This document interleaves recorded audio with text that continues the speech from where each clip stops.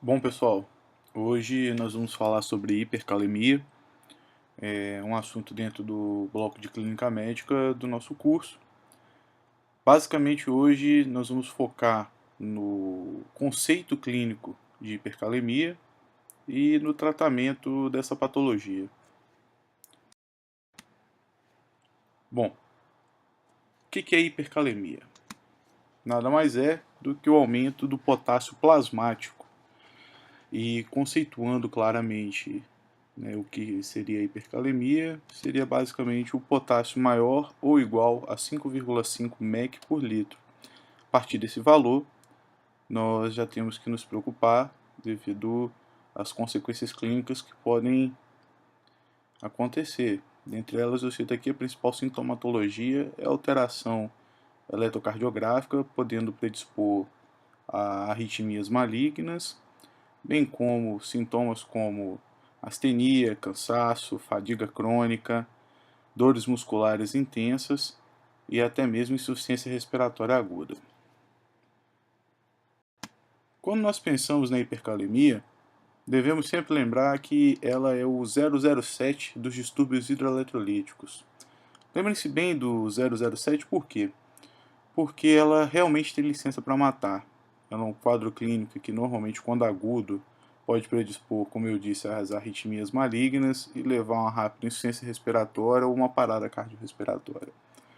E lembra do 007 porque fica fácil, porque a principal indicação de diários de urgência é o potássio maior que 7 e porque também nós temos basicamente 7 medidas clínicas que podem ser instauradas. Então vamos falar um pouquinho do tratamento e do manejo da hipercalemia aguda. Primeira coisa que pode ser feita e deve ser feita quando pensamos em hipercalemia é o gluconato de cálcio.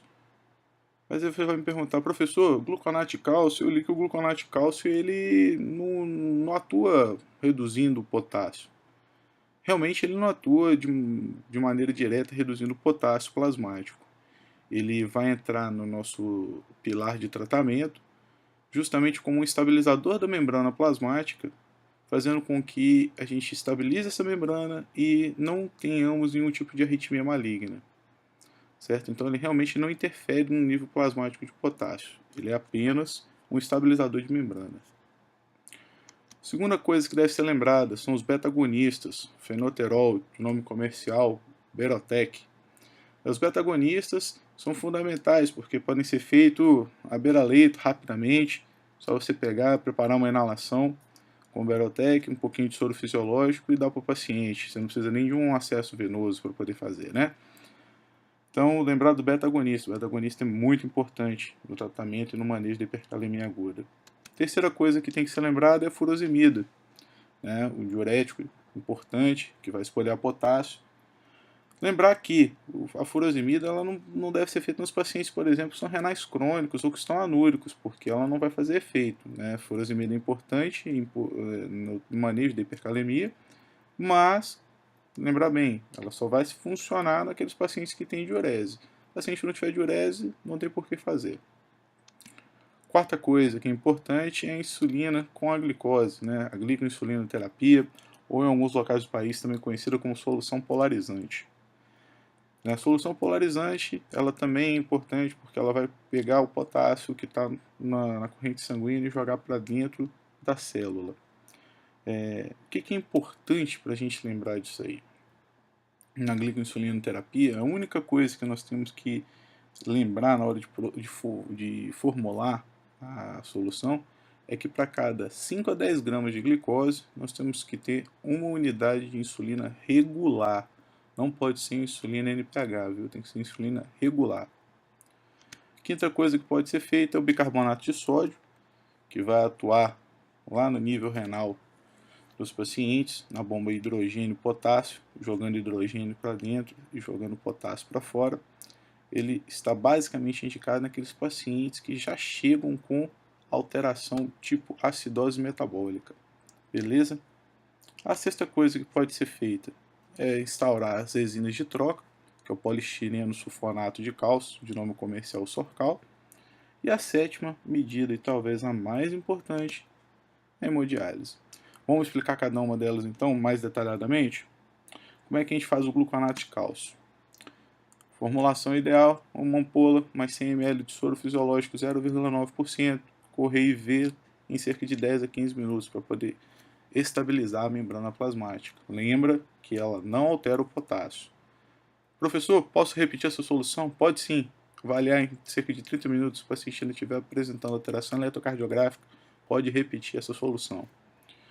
Beta-agonista, isso aí vai ser avaliado conforme tolerância do paciente. O paciente mais idoso, que não tolera o beta-agonista, né? Lembra que o beta-agonista vai causar o principal efeito colateral, taquicardia.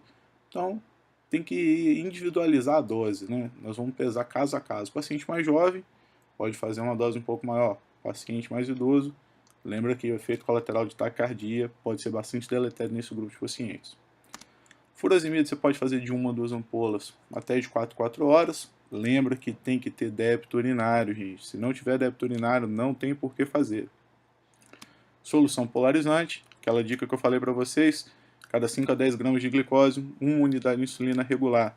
Uma solução que eu gosto muito de fazer e que passo aqui para vocês como dica, você pode pegar glicose hipertônica 50%, 150 ml, mais 350 ml de soro glicosada 5%, mais 13 unidades de insulina regular.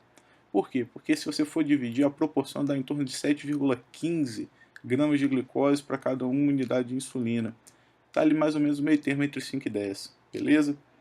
Bicarbonato de sódio, lembra de uma coisa, gente.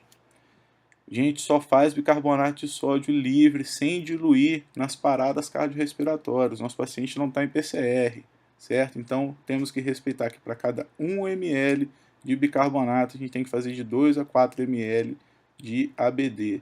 A dose ideal aqui nesses pacientes é 1 ml por quilo, mais o correspondente de ABD. Em média, paciente de 60 a 70 quilos, você vai fazer o quê? 70 ml de bicarbonato, em torno de 210, 300 ml de ABD, correr em 30 minutos, 60 minutos. Beleza? E aqui, os outros dois, seria a resina de troca, que vai tomar um comprimido até de 6 em 6 horas, e que demora um pouquinho para fazer efeito, tá? Não é efeito imediato, você vai fazer com que você não absorva potássio, ajude a expelir esse excesso de potássio. E a hemodiálise. O que a gente tem que lembrar da hemodiálise? Que é o método mais eficiente na retirada do potássio, certo? Então, a hemodiálise, quando o potássio maior que 7, está bem indicado, formalmente indicado, você instaurar a medida de hemodiálise. Você deve estar perguntando assim, professor, por que está tudo colorido aí?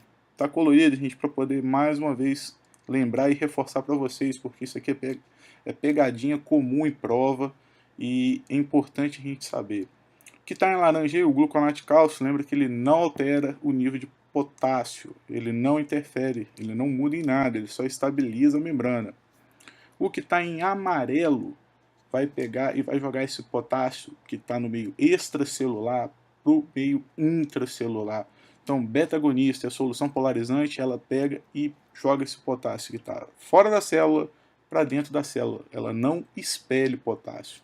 E o que está em verde? O que está em verde, esses sim são capazes de retirar o excesso de potássio do nosso organismo. Beleza? Reforça, não esquece, não podemos esquecer, para ficar bem na hora, lembrar muito na nossa cabeça. O meio mais eficiente de tirar potássio do nosso organismo é a hemodiálise. Você deve estar se perguntando também por que tem essa linhazinha azul na nossa tela. Porque é o seguinte, a sexta e a sétima medida normalmente não são feitas no pronto-socorro, tá? Porque para você fazer hemodiálise, se o paciente já não for um renal crônico dialítico e tiver fístula, tem que passar um catéter de hemodiálise. E a resina de troca, como ela demora um pouquinho para atuar, ela muitas das vezes é lançada pelo próprio nefrologista no acompanhamento desses pacientes renais crônicos que fazem hipercalemia. O paciente já toma de rotina o Sorcal, beleza? Acho que é isso. Se tiverem alguma dúvida, podem ficar à vontade. Envia para a gente por e-mail. A gente está aqui para sanar essas dúvidas. Forte abraço, pessoal!